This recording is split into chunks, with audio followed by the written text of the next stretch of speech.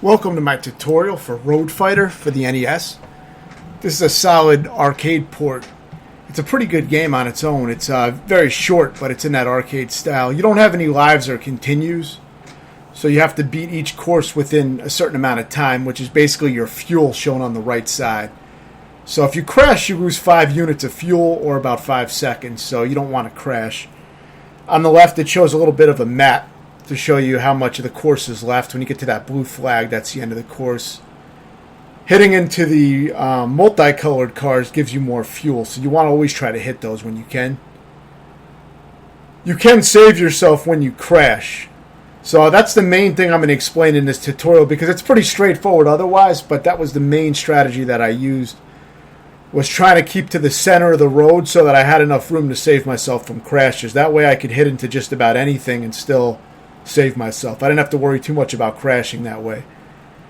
So the way I did it was I would jiggle the D-pad left to right, left to right, left to right if I was about to crash, and then I would get out of it.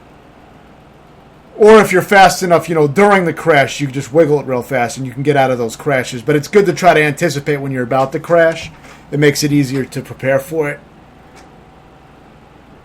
But I did a little bit of a mix of both reacting to when it happened and anticipating and also intentionally crashing so that I could kind of just wiggle out of it and just keep moving. You'll see I don't always try to dodge shit. I'll just crash through shit and just jiggle the left and right D-pad. Rock it back and forth just to get out. Sometimes I even drive like that. You see me kind of driving spastically left to right. That's because it helps with trying to get out of those of that crash animation. So whenever your car is starting to spin out, jiggle left and right, you'll get out of it. There's some barriers in the final stage, the 4th level, before the game loops. There's some barriers that will just straight out crash you and you'll lose time. So you just have to know there's one barrier basically. You have to know it's in the middle of the road. As long as you know it's there, make sure you drive past that by staying either on the left or the right side of the road, and then you can go about normal driving. The most difficult stage for me is this next stage because it's a very narrow road, so you don't have a lot of room to crash and jiggle the left and right D-pad. I mostly stay to the center, as you see. This blue car always turns to the right. The first blue car always makes a right turn, so be ready for that. Some of the other patterns may be fixed as well. I didn't spend too much concern trying to memorize the movements of the cars that turn because my main strategy was just to correct my crashes. So I try to stay, for most of the game, I try to stay in the center of the road as much as I can. And when I do crash, I'm ready to break out of it, usually. But see, the road is so narrow here, it's easy to get knocked into the side and crash completely. So that's what makes this stage the toughest one. You want to try to minimize, when you're about to spin out. You don't want to go into that animation too much because it does slow you down. But you can hit into a lot of shit, and as long as you correct yourself, you can get out of those crashes and just keep going. You will lose a little bit of time by doing that, but usually, as long as you don't fully crash, you don't lose too much time. You really can't crash too much in a stage without failing it, so you really want to minimize that. This stage is not too bad as long as you avoid the first barrier. You're going to see in the middle of the road there's going to be a barrier and a pit. You'll see it in a moment. See, I just passed it. It's in the middle of the road. That'll crash you. So you want to stay on either the left or the right side of the road in the beginning of this stage so that you avoid that. After that, you can go back to the middle and just continue driving in the middle and do the crash correction technique that I mentioned. I found that to be the best way to beat the game. After you beat this stage, you beat the game because it just loops, so you can consider it beaten once you've completed this 4th stage. It'll just go back to the first stage and it's a little bit harder. I may also try the arcade version of this game and see if I can beat it. It seems to have more stages, so it's probably pretty good.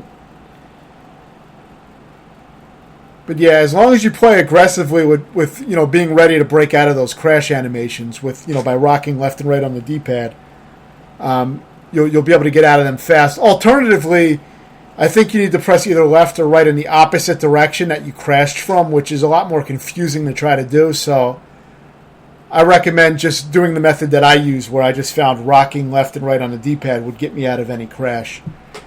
Really, the only time I crash in this game is when the road is kind of curved and I don't have enough room to break out of the crash animation, because you veer off to the side when you crash a little bit. So if you don't have enough room, you will hit into the curb. So that's why I find it's best to stay in the middle of the road and make slight adjustments to your movement to dodge cars from the middle of the road. Because if you're too far on either the left or the right, you just don't have enough room to adjust if you do hit into something.